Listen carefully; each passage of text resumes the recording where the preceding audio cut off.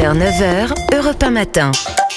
Bonjour Samuel Fitoussi. Bonjour Dimitri. Alors ce matin, Samuel, vous nous parlez de la guerre entre Israël et Gaza qui a pris fin. Étonnamment, on n'entend pas beaucoup la gauche depuis quelques jours.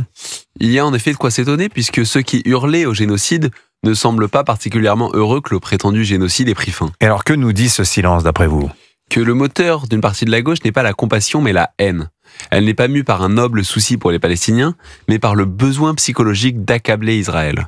La fin de la guerre est pour elle une mauvaise nouvelle, puisqu'elle perd la cause qui, jour après jour, lui permettait de nourrir ce besoin. Non, finalement, ce qui agace l'extrême gauche, si je vous ai bien compris Samuel, ce ne serait pas que la guerre s'achève plus ou moins sur la victoire d'Israël. Cette paix, en effet, n'est pas le fruit de renoncements israéliens unilatéraux, mais d'un rapport de force favorable à l'État hébreu. Et pourquoi cela peut-il gêner la gauche ? Eh bien parce qu'historiquement, la gauche semble croire que toute paix doit résulter d'un désarmement moral ou matériel de l'Occident. Dans les années 1930, George Lansbury, le chef du parti travailliste britannique, proposait de liquider tout l'arsenal militaire du Royaume-Uni pour apaiser les nazis. Le philosophe Bertrand Russell allait même plus loin, suggérant, je le cite, d'accueillir amicalement les soldats allemands comme s'ils étaient des touristes. Ils perdraient ainsi leur raideur et trouveraient séduisant le mode de vie britannique. Plus tard, pendant la guerre froide, une partie de l'intelligentsia progressiste n'a cessé d'appeler les Occidentaux à des concessions unilatérales, imputant à un autre bloc civilisationnel la responsabilité des tensions.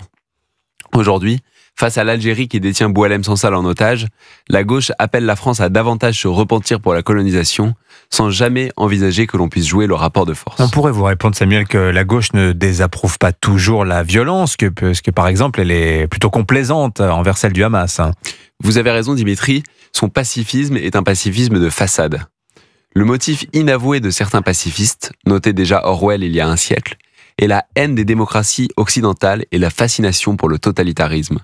Ces pacifistes autoproclamés, ajoutait-il, ne condamnent pas la violence en tant que telle, mais uniquement la violence utilisée pour défendre les pays occidentaux. Rien n'a changé aujourd'hui. Donc ce que vous nous dites, c'est que la paix obtenue par Israël heurte l'une des croyances cardinales de la gauche, à savoir que l'Occident doit toujours caresser ses ennemis dans le sens du poil. Exactement.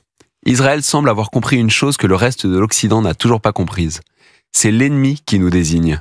On a beau lui faire de belles protestations d'amitié, s'il veut que nous soyons son ennemi, nous le sommes.